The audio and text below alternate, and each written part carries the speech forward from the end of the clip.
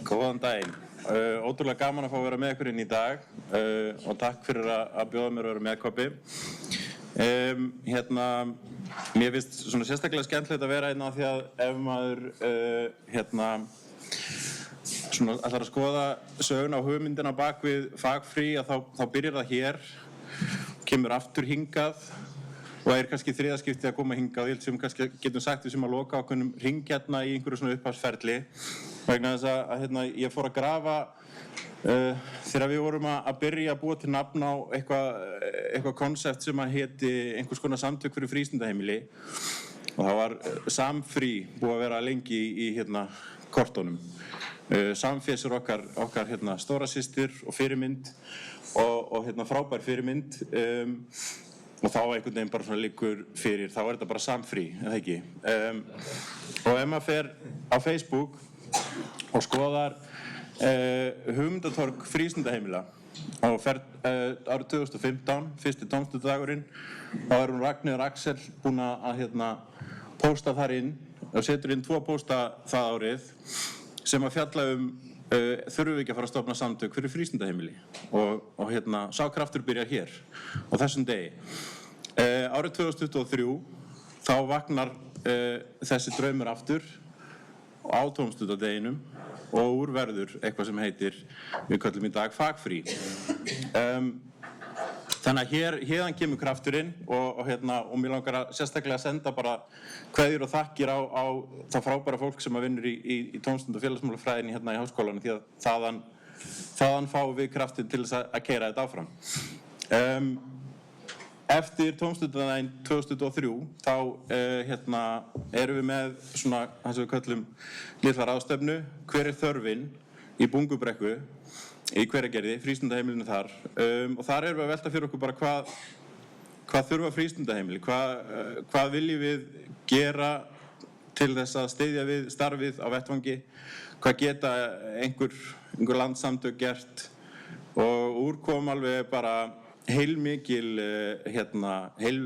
listi og það er svona grunnurinn af því sem að varð og við köllum það svona í smá tíma hagsmunasamtök frístundaheimilana af því að það var svolítið skýrt bara að það vantaði einhvern sem að gæti verið talsmaður vettvangsins. Þetta er risastór vettvangur allt land, bara ótrúlegur fjöldi starfsmanna sem vinnur á þessu vettvangi, ótrúlegur fjöldi barna sem að nýti sér þjónustu frístundaheimila og það er einhver að tala fyrir frístundaheimilunum og þess vegna var alveg skýrt eftir Bungubrekku að það þyrfti að stofna þessi samtök og þaðan kom svona smá hópur saman sem að síðan var stjórnin fyrsta árið og við stofnuðum þessi samtök sem sagt fyrir rúmi ári síðan.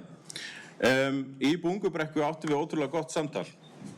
Þar komu bara allir sem höfðu áhuga. Það var bara auglýst og þessi auglýsing var send út allt. Þökkum Ingimari í Hveragerði kærlega fyrir þá vinnu sem hann lagði í það. Og þetta er svona það sem við tókum saman úr því samtali. Þau sem þekkja Ingimar vita að hann er svona Trello meistari og hann tók bara nánast hvert einasta orð sem sagt var á þessari ráðstefnu og setti það inn í Trello og við gátum svona einhvern veginn kjarnaða svolítið saman og þetta var svolítið svona niðurstaðan. Þetta er það sem við viljum fjalla og tækla og gera. Þetta er þörf vettvangsins svona fyrir einhvern svona utanaðkomandi aðila sem gæti verið einhvers konar samtök. Þetta eru stór og metnaðarfull markmið þarna.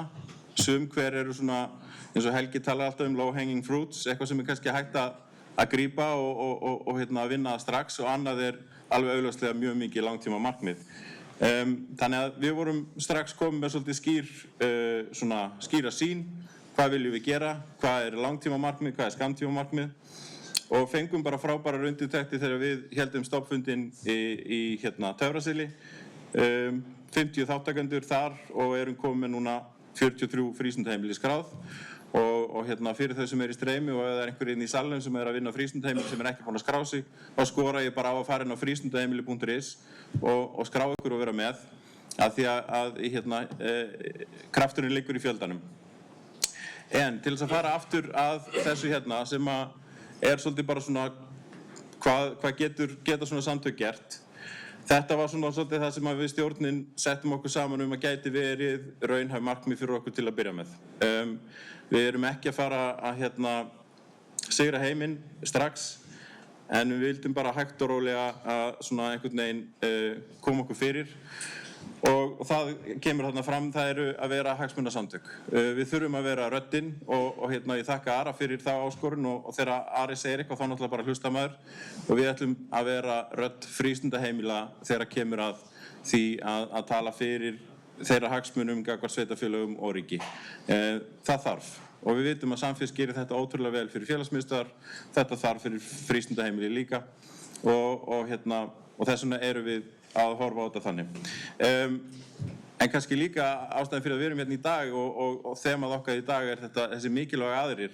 Það að efla þetta starfsfólk sem við höfum á vettvangi. Þessi ótrúlegi kraftur sem í þessu frábæra starfsfólki sem vinnur út all land. Faglegt starfsfólk, ófaglegt starfsfólk sem vantar kannski bara að koma saman einhvers staðar, tala saman, deila þekkingu.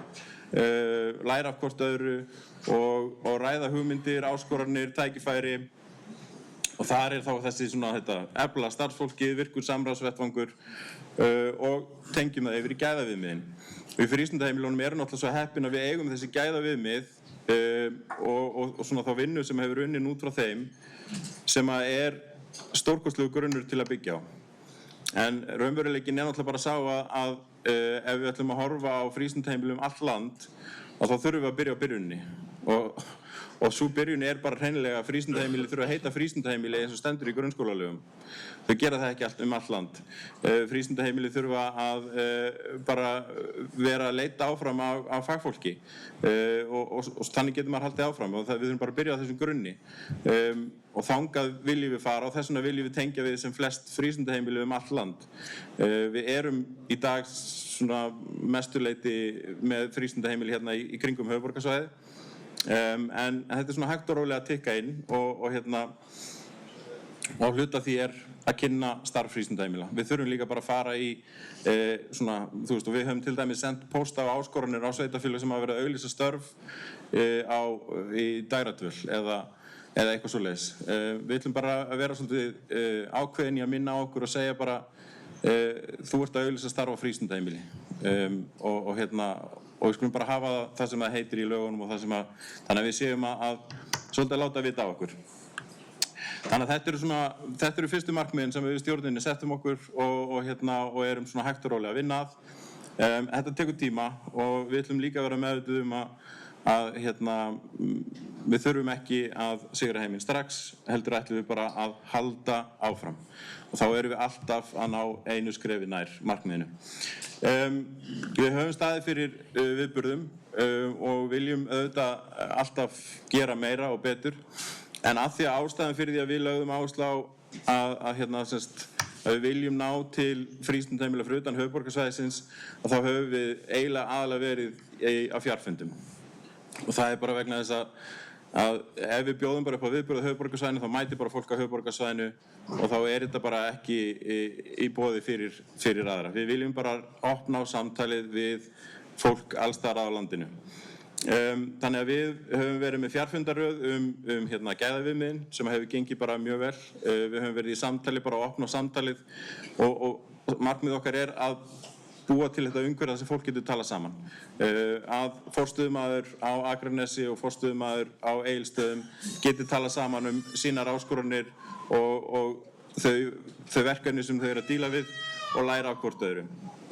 Við vorum með samráðsfund lagaumhverfið, við vorum með frábæran fund daginn forvarnahlutverk frístundaheimila og þannig ætlum við að halda áfram. Og markmiðið bara alltaf að búa til þennan vettvang til þess að tala saman. Við vitum til dæmis að Reykjavíkurborg eru frábær tækifæri fyrir forstöðumenn til þess að ræða saman. Það hins vegar ekki raunin í öllum sveitarfélögunum í kring og það hefur ekki verið mikið samtal milli forstöðumanna þvert á sveitarfélög. Og þar eru mörg tækifæri og við viljum halda áfram í því. Draumurinn náttúrulega bara að við séum með frístundaheimili all land skráð í samtökin. Það hefur ekki komið þangað núna, en höldum áfram og bara aftur ef einhver að horfa skora sérstaklega á þau frístundaheimili sem eru utan að landi að skrá sig. og komum inn á þetta bara heiti frístundaheimili, meðvituð gæðaviðmiðin, þemaheftið og geta nýtt sér sjálfsmatstækin. Þetta bara svona grunnur. Við þurfum bara að komast þangað sem svona hópur, sem stjórnendur frístundaheimila og starfsfólk frístundaheimila og svo getum við haldið áfram í framhaldinu. Og samtökin eiga bara að vera brú á milli fagfólks. Og það náttúrulega eitt af því sem Samfés hefur gert svo vel og við höfum sem betur fer geta leita mikið til þeirra og lært af þeim og til dæmis eins og Samféskon, frábær viðburður fyrir starfsfólk til þess að koma saman og deila þekkingu og læra. Það svona draumur fyrir okkur. Höfuð í Bleiti á Reykjavíkurborg, annar svona frábær viðburður sem hægt að yfirfæra einhvern veginn á eitthvað stærra samhengi og við höfum eftir að finna leið til þess að gera það. En þetta náttúrulega stóri draumurinn, það að búa til einhvern svona risastóran vettvang þar sem fólk getur komið saman og rætt þessa mikilvægu hluti sem eru bara partur af daglegu lífi. Hvernig tryggjum við frjálsan leik sem svona grunnstoð í starfinu okkar? Hvert hlutverk starfsmanna í frjálsum leik? Og þú veist, hvernig sinnum við skapandi starfi í frístundaheimilum? Hvernig nýtum við sértækt hópastarf? Hvernig erum við að vinna með almennt hópastarf og klúbbastarf? Stjórnun frístundaheimila, bara hvernig erum við að sinna þessu hlutverki að vera stjórnandi með ungt starfsfólk sem hefur kannski ekki mikla reynslu á atvinnumarkaðnum og bara þetta samtali þessa tækifæri og áskoranir.